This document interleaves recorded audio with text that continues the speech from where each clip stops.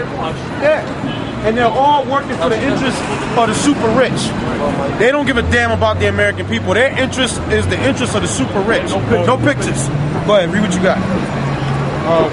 In Proverbs 14 and 15, the simple believeth every word, but the prudent man looketh well to his going. And that's what we're doing. We're pointing out the things that this government has been doing. You got all kinds of people out there bringing out what's been going on behind the scenes with the government for years. There's so much information that's declassified right now. It will make your head spin. Go ahead. Call what you got and read. Joel chapter 2 verse 1. Blow ye the trumpet in Zion, and sound an alarm in my holy mountain. Let all the inhabitants of the land tremble. For the day of the Lord cometh, for it is nigh at hand. A day of darkness and of gloominess. A day of clouds and of thick darkness. Right. The day of the, and that's another thing, the day of the Lord is not going to be a happy day. The day of the Lord is going to be a day of darkness, a day of thick clouds, and a day of gloominess. People think the day of the Lord is going to be like a day of sunshine. It's not going to be like that. It's going to be a horrifying event. The day your society totally collapses. That's the day I'm talking about. That's the day I'm speaking about. It's not going to be a nice thing. Praise the Lord. It's not going to be a nice thing.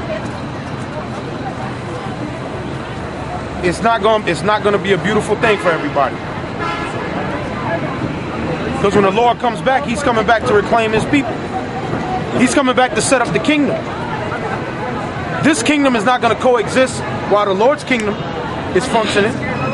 There's not going to be no other kingdoms functioning. All other kingdoms, all other rulerships are going to be laid down. The Arabs are not going to be over there in the Middle East doing their thing over there in the Middle East when the Lord comes back. The Lord is going to stomp their ass out. Just like he's going to stomp the Russians out. He's going to stomp the superpowers in the Middle East out. The Iranians are going to be stomped out. And big bad America is going to be stomped out by the Lord also.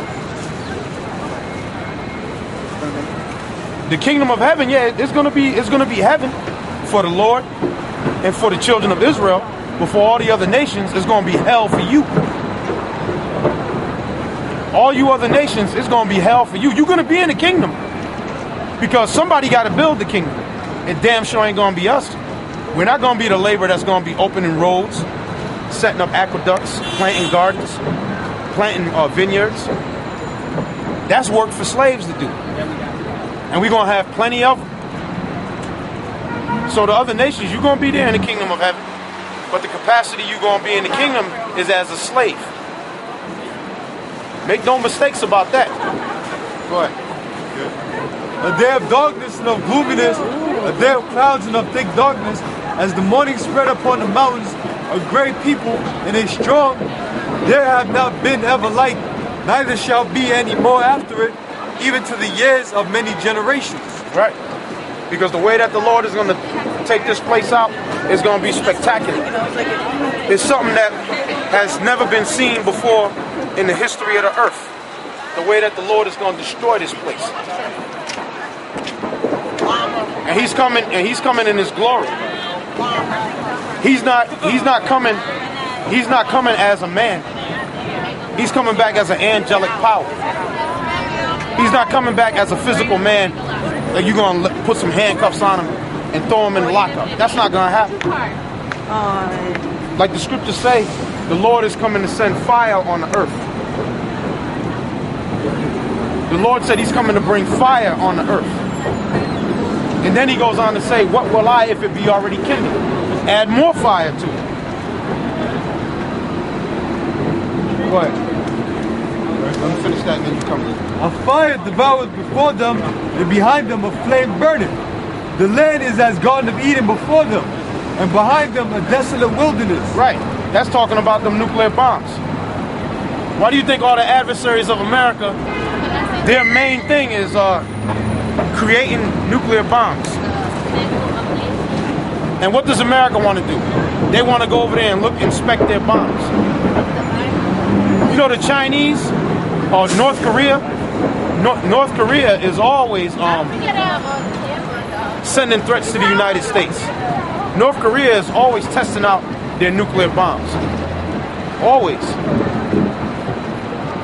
You don't see the United States going over there talking about we need to inspect your arsenal. Because their attitude is like, you can inspect it when we send them over there on your ass. You can inspect it then. So all these nations that America likes to try to punk and push around, they're not taking that shit no more. Because this place is weak right now. This place is open for the taking right now. This place is open for the taking right now. The place is financially weak, or morally, this place is totally fucked. This place is totally morally corrupt. 2 men can get married, 2 women can get married. A woman can marry a horse if she wants. A man can marry his dog if he wants. They got a group called, I think it's called NAMBLA. Yep. North American. North American Man-Boy Lover Society. North American Man-Boy Lover Society. NAMBLA, MAMBLA, however you want to say it. They have a charter here in the United States. And their motto is Sex after 8. Sex after 8 is too late. And these are pedophiles. And they have a charter and everything. You can Google them. You can look it up on Wikipedia. You can Google it in the search engine. You can look it up on Wikipedia. I think they go back to the 70s is when they first started the organization. And then they went underground because you had people trying to infiltrate them. So they went underground. They're still around. Why you think you got that guy at Penetration State? Jerry Sandusky. Jerry Sandusky. He was doing that. I mean, come on. This place is totally morally corrupt. In this society, the good guy is the bad guy, and the bad guy is the good guy. In this society, the good guy is the bad guy, and the bad guy is the good guy. That's how this society works. You want to know where the criminals are at? The criminals are at Wall Street. The criminals are part of the financial district. The criminals are in the White House. The criminals are in the White House. The criminals are in the Congress. The criminals are in the Senate. Because they passed the laws that allow these motherfuckers to operate in the fashion that they operate. So if you want to slap the RICO law on somebody, you need to slap the fucking RICO law on your congressmen and your senators and the Supreme Court and the president. Slap the goddamn RICO law on them for being a part of international global economic conspiracy.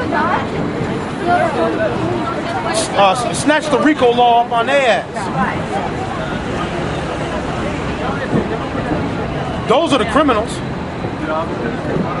What? That's it on that? Yeah. Isaiah chapter 5 verse 20. Woe unto them that call evil good and good evil. Right. Woe unto them that call evil good and good evil. People will call us evil because we're teaching about the word of the Lord. Because the average person is totally disenchanted. You got a lot of black people that are totally disenchanted with the word of the Lord.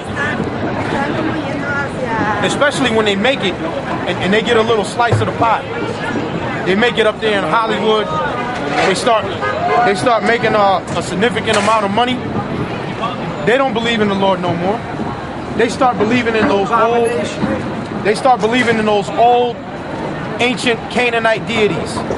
Them old ancient East Indian gods.